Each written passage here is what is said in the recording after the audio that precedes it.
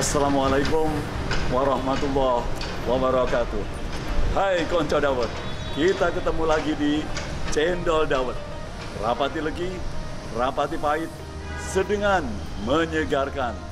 Kali ini saya ajak ke Masjid Sabilillah Malang, Masjid Percontohan Nasional yang menurut saya sangat inspirasi, sangat maju.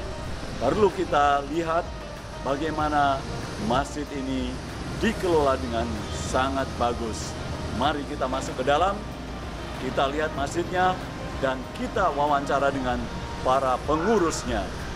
Terima kasih.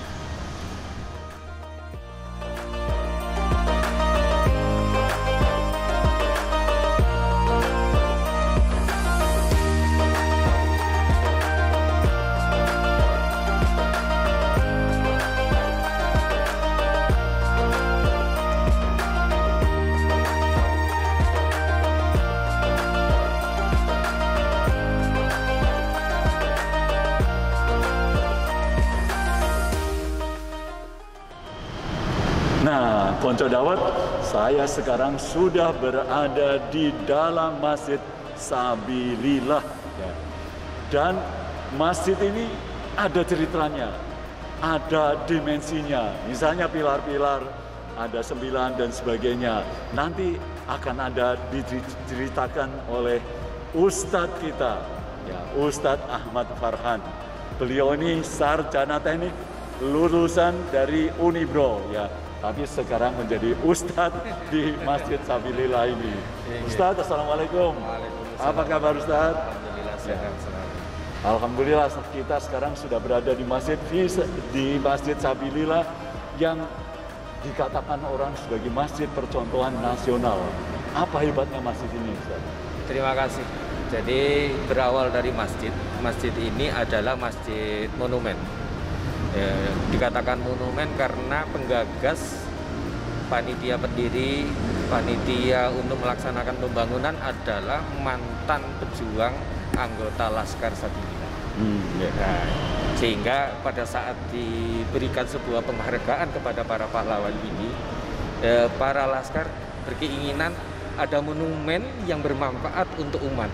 Nah, mereka mengajukan pendirian Masjid Sabilillah ini. Tahun?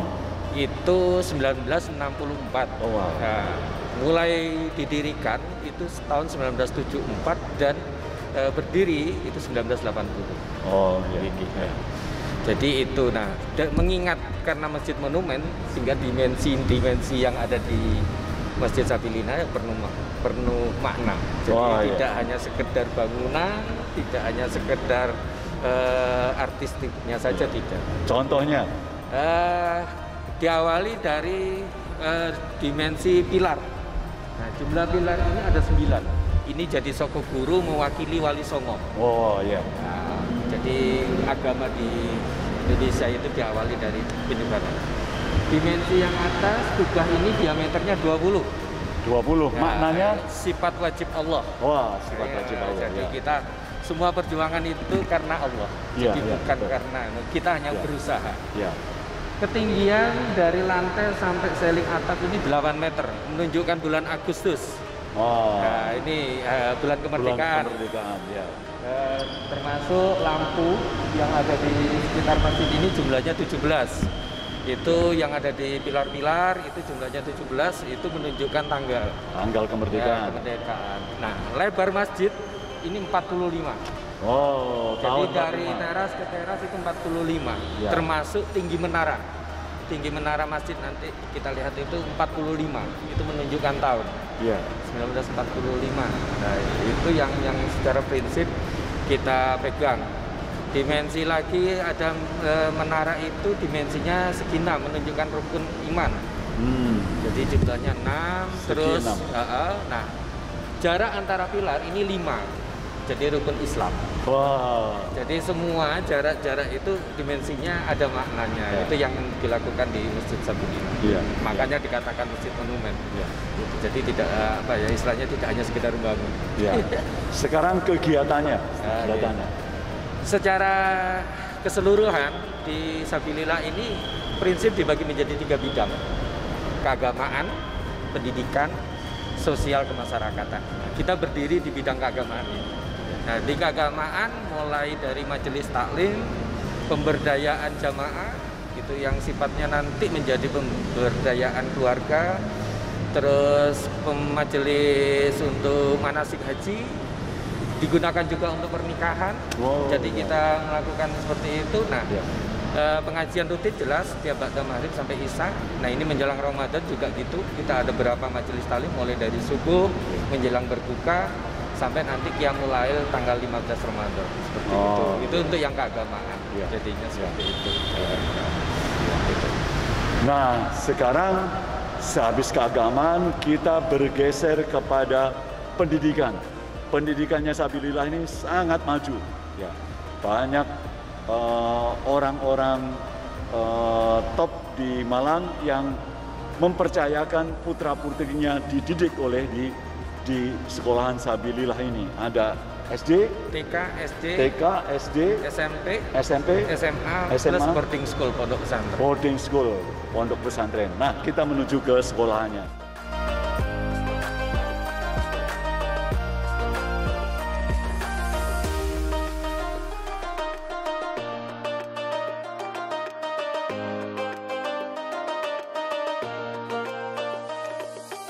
Nah, Konco Dawet, sekarang kita sudah berada di gedung SD Islam Sabilillah. Gedungnya seperti ini, sangat asri, hijau sekali, dan penuh piala. Berarti sekolahan ini menunjukkan sangat berprestasi. Bisa diceritakan, Ustaz? Jadi melanjutkan dari informasi kita tentang Sabilillah, kita ini berada di bidang pendidikan. Di bidang pendidikan Sabilillah itu mulai dari TK, SD, SMP, SMA, dan boarding schoolnya. Nah, TK itu berdiri tahun 1980, lulusan pertama 1982. Sedangkan kalau SD ini mulai dirintis Oktober 1996. Dan lulusan pertama 2003 dan disambut dengan pendirian SMP. Nah, itu alhamdulillah berkembang. Mulai 2010 kita juga punya SMA. Nah, 2015 mulai kita ada namanya pondok pesantren untuk boarding school SMA. Karakteristik yang dikembangkan di kita di sini memang pendidikan ini harus berkualitas, tuntas, utuh. Sehingga kalau di SD itu full day, masuk jam 7, pulang jam 3 sore setelah salat asar. Bahkan kalau salat asarnya mundur sampai setengah 4 juga kita pulang setengah 4. Lengkap, mulai dari pendidikan umum tentunya dan pendidikan keagamaan. Jadi kebutuhan sebuah pendidikan itu utuh. Jadi tidak hanya pendidikan umum dan pendidikan keagamaan. Di SMP seperti itu juga. Jadi potensi-potensi yang ada di siswa itu dibangkitkan. Makanya kita lihat ini prestasi-prestasi yang sudah ada, termasuk nanti di SMP. Nah, kebetulan SMP ini ada di kampus 2. Jadi SMP, SMA, boarding school ada di kampus 2. Seperti itu.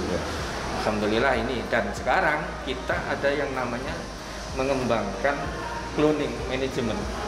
Jadi sistem informasi manajemen pendidikan yang ada di Sabilillah itu bisa dicontoh terbuka untuk masyarakat. Oh iya. Kita ada binaan. Ya, ini informasi bagus untuk masyarakat. Siapa yang mau belajar,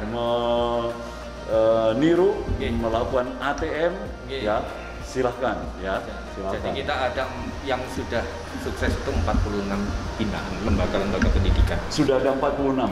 Dan ini berkembang terus sampai bahkan sekarang ini bergerak di 3-5 provinsi. Jadi kita mengembangkan cloning system. Jadi sistemnya itu di-clone. Jadi monggo bagi mereka dunia pendidikan ingin meniru sistem manajemen pendidikan di Sabilillah bisa mengatakan dunia. Menurut Ustadz hebatnya apa? Ustadznya? Jadi kami ini punya cita-cita yang namanya peradaban umat. Itu pendidikan itu harus terbuka untuk siapa saja. Masalah kearifan lokal, lembaga pengelolaan pendidikan itu diikuti oleh penduduk sekitar. Di mana sekolahan itu berada ya kita modifikasi. Tidak harus sama dengan yang Sabilillah, tapi secara manajemen, secara kualitas, secara tujuannya itu tetap sama. Itu yang akan lebih, sehingga kan tidak harus ke Sabilillah, tapi ilmunya yang Sabilillah yang harus dikembangkan. Itu. Bagaimana menyeimbangkan antara pendidikan umum dengan keagamaannya. Nah, tentunya seperti pendidikan juga, kita tidak bisa memisahkan perkembangan anak-anak itu hanya pada satu sisi. Contohnya keagamaan, itu pembiasaan. Mulai dari masuk sekolah, ada sholatnya, ada ngajinya, pada saat dia belajar harus dimulai dengan berdoa. Kan gitu kan? Ya. Nanti pada saat dia makan juga harus berdoa, pada saat dia istirahat duhur, sholat duhur berjamaah. Jadi pembiasaan nilai-nilai agama dalam kehidupan sehari-hari selama di sekolah. Sehingga nggak harus hanya teori saja, tapi lebih kepada konteks cinta. Jadi mengembangkan kebiasaan menjadi habit yang sangat dicintai dia. Jadi bukan bisa, sehingga dia akan berkembang dengan sendirinya tentang pembiasaan keagamaan. Sehingga tidak memisahkan, oh ini saatnya umum saja, enggak. Termasuk akhlak di dalam pembelajaran itu kita. Ada banyak orang tua yang khawatir, nanti anakku nggak bisa bahasa Inggris, nanti anakku nggak bisa sekolah di luar negeri. Akhirnya mereka hanya fokus dileskan Inggris, dileskan ini. Nah, kami itu mengembangkan bahasa menjadi 3 bahasa. Ada bahasa Indonesia, bahasa Inggris, bahasa Arab. Wah. Nah, itu yang menjadi kebiasaan, termasuk manual-manual bukunya. Di beberapa ruangan kan sudah ada 2 bahasa yang ditempelkan. Bahasa Inggris, bahasa Arab. Nah, itu seperti itu. Wow. Jadi pembiasaan itu sudah menjadi habit, kebiasaan. Dia ngaji tahu apa artinya yang dibaca. Kalau kita dulu mungkin ngaji dulu, nanti terjemahan sendiri. Kalau sekarang enggak. Jadi dia tahu makna. Katakanlah membaca surat Fatihah, itu harus tahu arti Bismillahirrahmanirrahim dan lain sebagainya. Sehingga bahasa itu mengikuti kebiasaan. Nah, itu dunia pendidikan juga gitu. Lomba-lomba karya ilmiah, Olimpiade matematika, itu monggo nanti ada di situ. Olimpiade matematika sering dimenangkan oleh siswa. Sabilillah. Termasuk juga untuk yang itu tentang apa? Tentang artnya, tentang nyanyi. Mereka juga ada seperti itu sesuai dengan potensinya. Jadi kami mengembangkan bebas. Harkatnya dia, hobinya dia, itu apa? Itu dimaksimalkan dari konsep cinta. Cinta segalanya, cinta Allah, cinta orang tua, cinta. Saya lihat tadi ada 8 cinta di papan yang ada di sekolah ini Cinta Allah, cinta Rasul, cinta orang tua, cinta guru, cinta sesama, cinta lingkungan, cinta iptek dan seterusnya. Ada 8 cinta. Itu yang kita kembangkan dari cinta. Luar biasa. Ustadz, kita sudahi yang pendidikan, kita bergeser kepada yang sosial.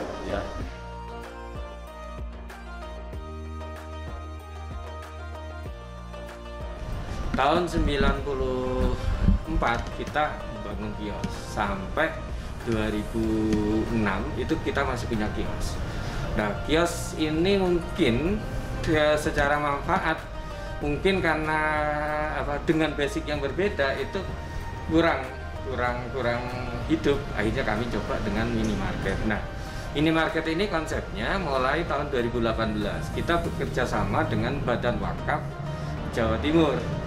Nah, dari harta wakaf kita pinjam 500 juta untuk membangun investasi yang ada di sini senilai 1,3 miliar. Alhamdulillahnya dalam waktu 3 tahun kita lunas. Alhamdulillah. Jadi berarti laris ya. Alhamdulillah. Yang beli siapa? Campuran. Jadi non sewu dominasinya itu jamaah yang mampir transit butuh minum, butuh apa itu mereka beli. Nah, selebihnya adalah ya berjalan dari luar. Kadang-kadang juga jamaah dari gereja, kadang juga seperti itu. Oh, malah dari gereja ada juga. Jadi potensi itu yang kita tangkap dari pengelolaan minimarket sampai sekarang ini. Kita ingin menciptakan sistem pembinaan umat yang bisa dijadikan contoh model di tempat-tempat yang lain. Sehingga mimpi kami gimana caranya memakmurkan jamaah itu terwujud. Salah satunya kami sekarang sudah mulai untuk membuat sebuah jaringan tentang income generation. Maksudnya jaringan-jaringan ekonomi, jaringan-jaringan usaha. Gimana keagamaan itu punya unit usahanya yang bisa menghidupi dakwahnya. Di mana pendidikan itu juga punya jaringan ekonomi untuk mengembangkan pendidikannya. Nah, itu ada, kita kalau di pendidikan tentunya melalui koperasi pendidikan. Nah, kita bikin ada usaha air mineral, laundry-nya pondok pesantren, terus koperasinya pegawai. Nah, itu yang pendidikan. Kalau yang sosial itu kita mengembangkan wakaf produktif. Ya, contohnya tadi minimarket. Nanti kita juga bermimpi punya kebun. Nah, jadi kebun sabilillah itu harapannya tidak harus mepet di kota, tetapi produktif di lokasinya masing-masing. Ada di daerah pinggiran mana seandainya potensinya untuk kebun tebu, ya kebun tebu itu. Nah, nanti di sana dibikin pondok santri. Nah, santri-santri inilah yang bisa dididik menjadi mandiri, sehingga nanti mereka akan mandiri dan mapan bisa bikin kebun lagi di mana-mana, sehingga nanti peradaban umat itu dengan ekonominya insya Allah kuat, sehingga kita dakwah itu gampang. Apalagi dengan himpitan ekonomi yang sekarang ini, ekonomi itu mungkin sebagai salah satu kunci di mana kita berpikirnya lebih produktif, kita lebih mandiri, termasuk penanganan fakir miskin, guru ngaji. Jadi berdakwah itu ya dakwah tetap, tapi ekonomi itu harus ada. Itu yang menjadi impian. Jadi Masjid Sabilillah atau Sabilillah menjadi pusat peradaban umat.